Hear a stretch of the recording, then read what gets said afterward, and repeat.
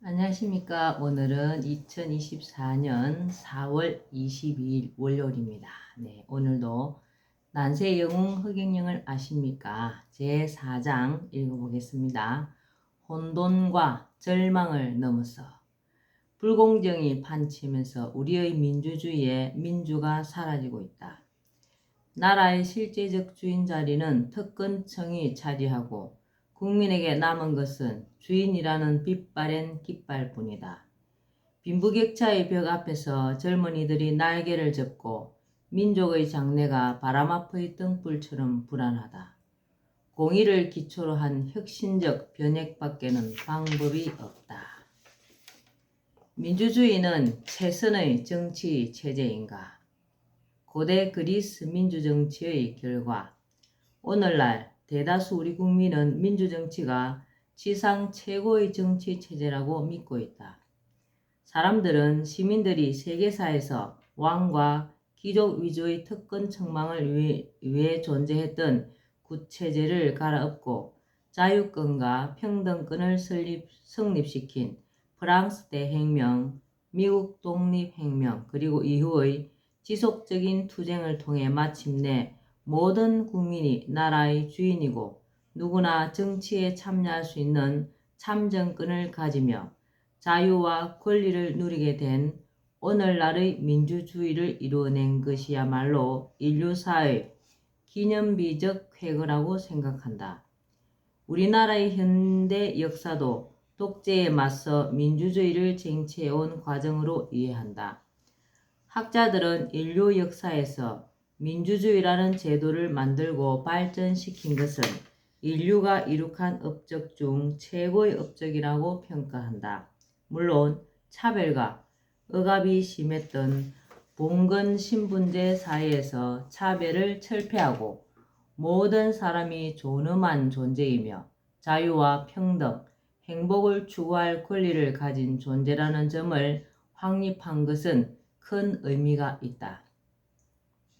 그러나 나는 오늘날 우리의 민주정치에 상당한 문제가 있다고 본다. 일단 오해하지 않기를 바라는 마음에서 먼저 나 역시 누구보다도 모든 국민이 나라의 주인이라는 것과 그것을 실현하는 것이 공의로운 일임을 강조한다.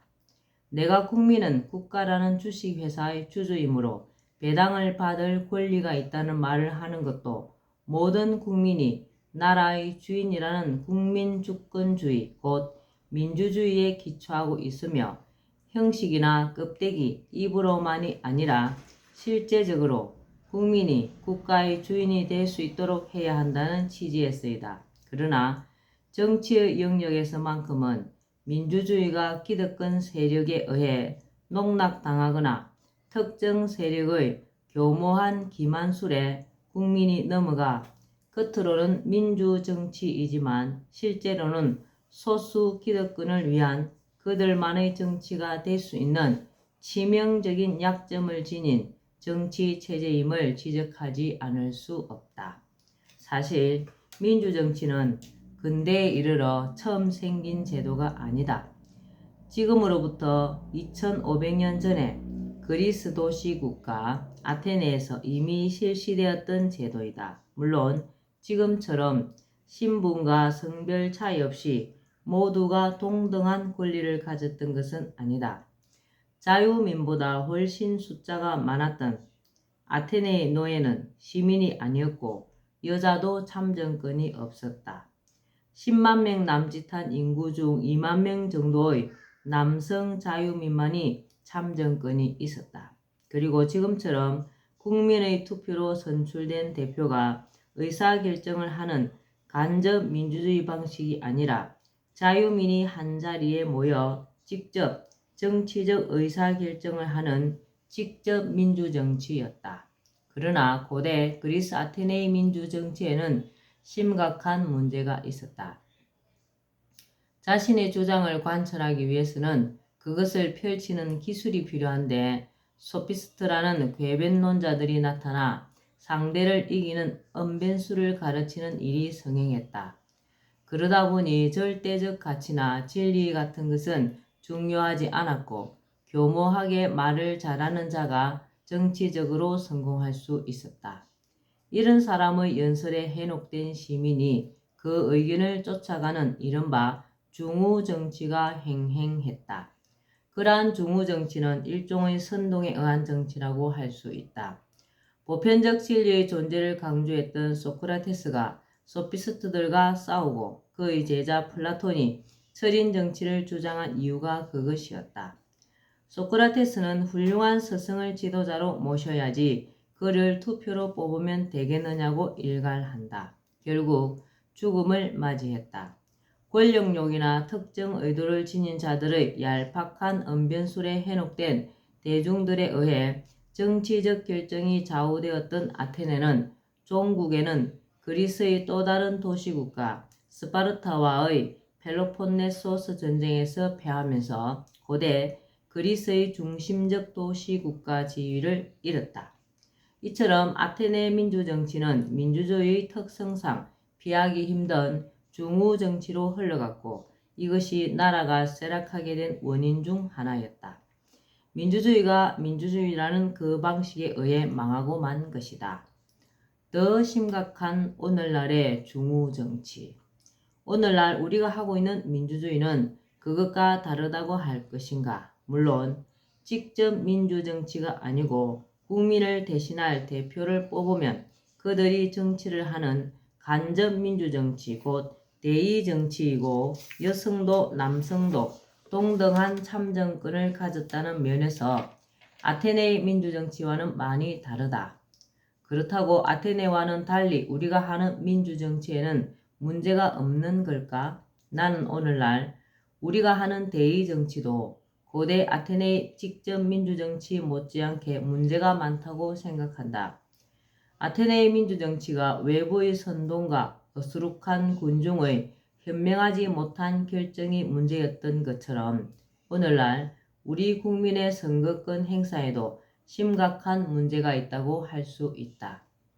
대의정치하에서 국민은 투표를 통해 자신의 의사를 정치에 반영해 줄 대리인을 선출한다.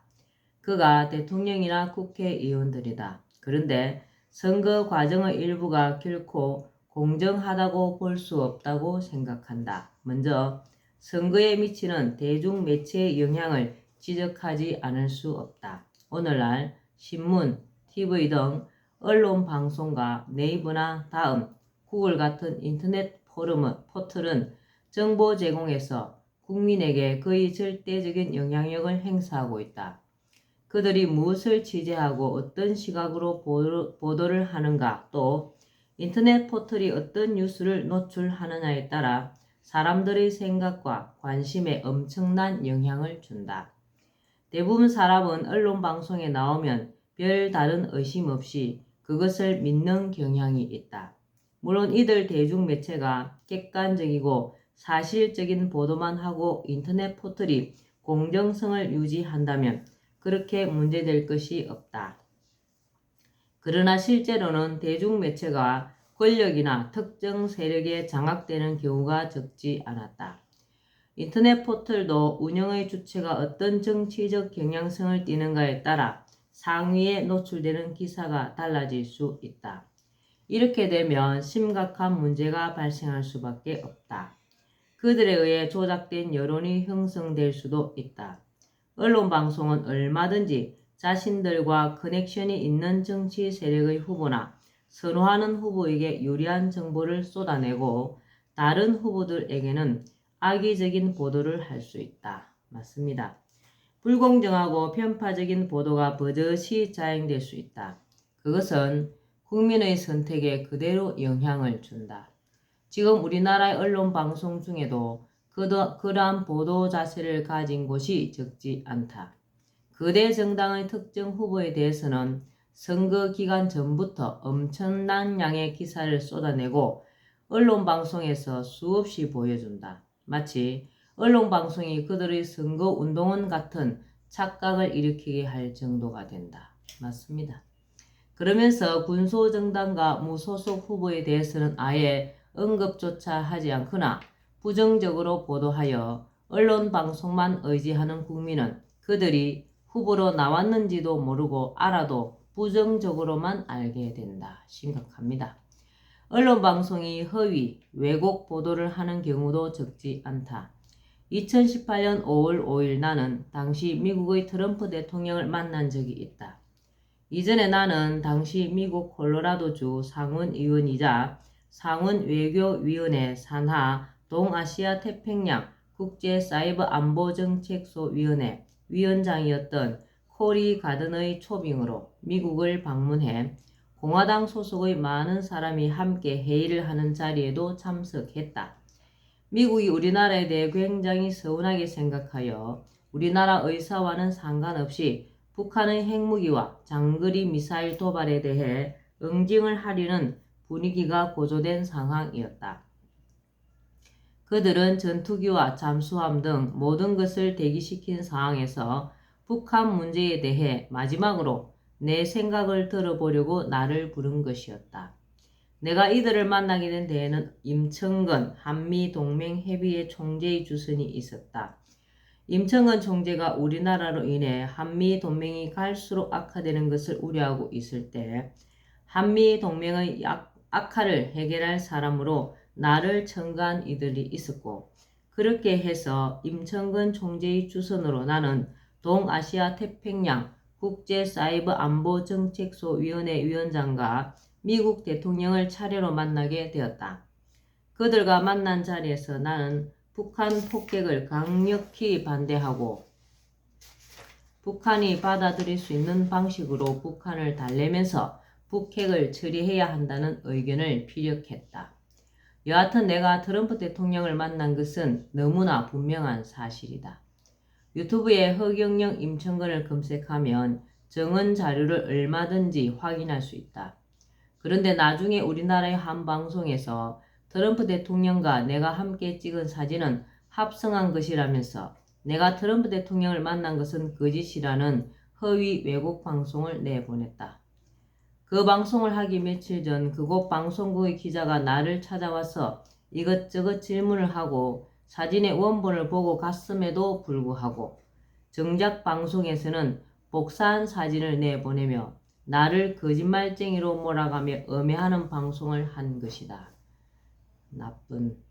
언론 방송의 허위, 왜곡 보도는 사실에 기초하지 않은 터무니없는 여론을 형성하고 그것이 후보와 관련된 내용인 경우 선거에 커다란 악영향을 끼친다.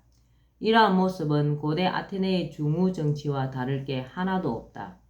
아니 어쩌면 더 심각하다고 본다. 아테네는 야심을 가진 개인 몇 명이 화려한 언변술로 유권자들을 해놓겠다면 지금은 엄청난 영향력과 파급력을 가진 대중매체가 편향된 시각으로 특정 후보를 띄우기도 하고 죽이기도 하면서 국민의 선택에 의도적인 영향을 주고 있다. 이것은 비단 우리나라뿐 아니라 민주주의 선진국이라는 미국 같은 나라도 예외는 아니다. 이러한 대중매체의 보도 자세와 행위는 일종의 대중선동행위라고 할 수 있다. 선동당한 대중들의 선택은 그것이 비록 그들의 자유로운 의사에 따른 것이라 여길지라도 이미 선동과 조작이 영향을 끼친 결과일 뿐이다. 그들의 투표권이나 선거권의 행사는 보기에는 주권을 행사하는 민주주의 절차이지만 선동한 자가 이루고자 하는 것에 도장을 찍어주는 덜러리 역할에 다름없다고 생각한다. 원래 민주정치, 데모크라시는 군중에 의한 정치라는 뜻이다. 이러한 정치에 대해 일부에서는 집단지성에 의해 탁월한 선택이 이루어진다고 주장하나 그러한 경우는 극히 드물다. 대개는 선동이나 대중의 어리석음으로 인하여 중우정치, 우민정치로 흐르게 된다. 이처럼 고대 그리스의 직접민주정치든 오늘날 대의민주정치든 군중에 의한 정치가 드러낸 한계는 명확하다. 민주정치가 중우정치로 흘러 나라를 망치고 국민 스스로 재발등을 찍는 것이다. 비행기는 탁월한 조종 실력을 지닌 조종사가 몰아야 한다. 군중이 투표로 조종사를 뽑는다면 유능한 조종사가 뽑힌다는 보장을 할 수가 없다. 행편없는 조종사가 뽑혀 비행기를 조종한다면 돌이킬 수 없는 재앙이 올 수도 있다는 것은 자명하다. 우리 국민은 이제 정치 영역에서만큼은 소크라테스와 플라톤이 주장했던 것처럼 진리와 선을 아는 철인이 국가와 국민 모두의 이익을 위해 정치를 행하는 지혜로운 정치 방식을 생각해 봐야 한다. 민주정치의 또 다른 심각한 문제점으로 지적할 수 있는 것이 부정선거 가능성이다. 이것은 기득권을 가진 정치 세력이 자신들의 권력과 이익을 공고히 하기 위해 교모한 술책으로 선거에 영향을 주려고 하거나 부정을 저지르는 것이다.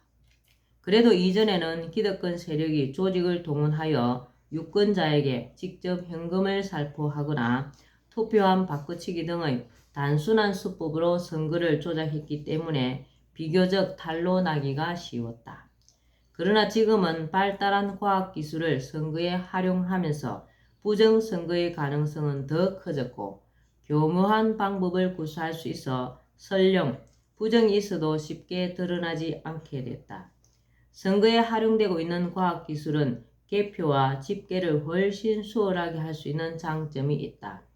그런데 이렇듯 편리한 기술의 활용이 조작의 가능성이 제기되면서 부정선거 의혹으로부터 결코 자유롭지 않은 것이다. 지금 선거 때마다 끊임없이 부정선거 의혹이 제기되는 것은 그런 이유 때문이다. 부정선거는 사전투표나 우편투표 실시 등 선거제도의 허점을 통해서도 얼마든지 일어날 수 있다. 아마도 그 어떤 제도를 도입하더라도 부정선거 의혹을 완전히 배제할 수 없을 것이다. 정치 세력이 부정선거라는 유혹을 뿌리치기 어려운 것은 민주주의라는 제도 자체가 가지고 있다는 약점이라고 할 수 있다. 민주주의 원리 중 하나인 다수결의 원칙에도 문제가 있다. 대통령 선거에서는 A와 B 두 후보가 대결을 벌여 51대 49의 득표율로 A 후보가 승리했다고 가정할 때 49%나 되는 국민은 A 후보와 그의 정책을 지지하지 않기에 A 임기 기간 내내 불만스러울 수 있다. 특히 두 후보 사이의 정치적 신념이나 정책에 극명한 차이점이 있고 지지층이 그것에 크게 좌우된 경우라면 문제는 매우 심각할 수 있다. 국민 분열이 심하게 초래되어 사회가 불안해질 수 있기 때문이다. 정권이 바뀔 때마다 정치 보복이 일어날 수도 있다. 실제로 이러한 현상이 우리나라에서 빈번하게 일어나고 있다. 이처럼 대표를 뽑는 간접 민주정치 방식이든 시민이 직접 정치적 결정에 참여하는 직접 민주정치 방식이든 민주정치는 문제가 발생할 수밖에 없는 불완전한 제도이다. 네, 그렇습니다. 오늘은 난세영웅 흑영영을 아십니까? 여기까지만 읽겠습니다. 오늘도 건강하시고 흑영영을 많이 부르면서 복 많이 짓는 행복하고 즐거운 날 되시기 바랍니다. 감사합니다. 흑영영, 흑영영, 흑영영.